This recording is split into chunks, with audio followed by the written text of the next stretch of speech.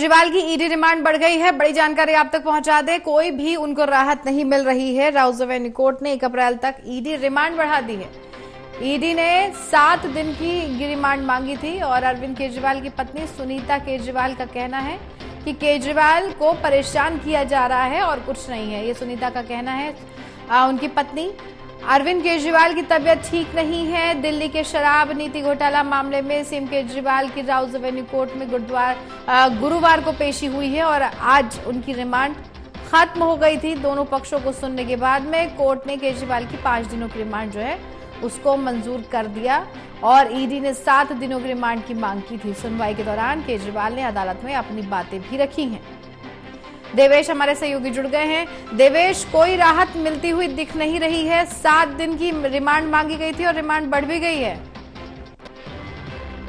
केजरीवाल को फिलहाल कोर्ट से कोई राहत नहीं मिली है। 1 अप्रैल तक जो रिमांड है वो राउज एवेन्यू कोर्ट ने उनकी बढ़ा दी है। हालांकि ईडी की तरफ से जो रिमांड की मांग की गई थी वो 7 दिन की गई थी, लेकिन फिलहाल 1 अप्रैल तक जो रिमांड है वो दी गई है। ऐसे में ईडी अब जो प्रश्नों का जवाब चाह रही थी कि सीएम अरविंद केजरीवाल सहयोग नहीं कर रहे हैं, अपने मोबाइल का पासवर्ड नहीं बता रहे हैं, तमाम चीजें कोर्ट के अंदर रखी गई थी।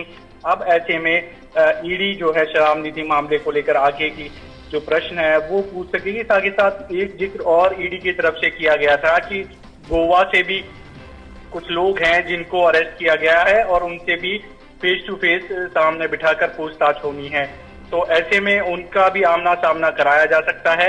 हालांकि इस बार सीएम अरविंद केजरीवाल ने भी कोर्ट के अंदर अपना पक्ष रखा। इस दौरान उन्होंने तमाम बातें कही कि आम आदमी पार्टी को किस तरह से खत्म करने की एक कोशिश हो रही है, जबकि कोई घोटाला नहीं हुआ है। 2022 से ये जांच चल रही है, एक भी पैसे की रिकवरी नहीं हुई। और ईडी ने इस बात का भी जिक्र सीएम अरविंद केजरीवाल ने किया अपनी जो कोर्ट के दौरान बातें कही कि ईडी ने अब तक 31,000 पेज के दस्तावेज जमा कर चुकी है पूरे अभी तक, और मेरा सिर्फ 4 बयान में जिक्र किया है मेरे घर पर एमएलए। और जैसे कि जिक्र किया जा रहा था कि उनके घर पर ही प्लानिंग हुई है, तो उन्होंने कहा कि मेरे घर पे बहुत सारे लोग आते हैं, मुझको क्या पता कि वह क्या हो रहा है, क्या डिस्कस कर रहे हैं, वो बात भी कर सकते हैं आपस में, तो इससे लेना देना नहीं है मेरा। और इस आधार पर आप किसी सिटिंग सीएम को गिरफ्तार नहीं कर सकते।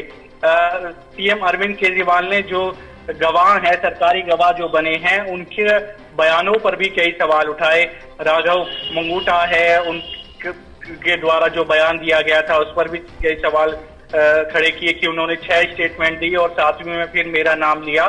साथ ही साथ उन्होंने ये जिक्र भी किया कि जो शरद चंद्र रेड्डी हैं, जिनके आधार बताया जा रहा है कि सीएम अरविंद केजरीवाल की गिरफ्तारी, उन्होंने 55 करोड़ का जो इलेक्टोरल बॉन्ड के जरिए बीजेपी को दिया है।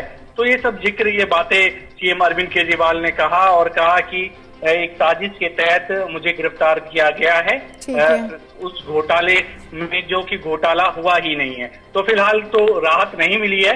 1 अप्रैल तक जो कस्टडी है वो ईडी को मिल गई है। जी बिल्कुल, केजरीवाल की कस्टडी बढ़ गई है।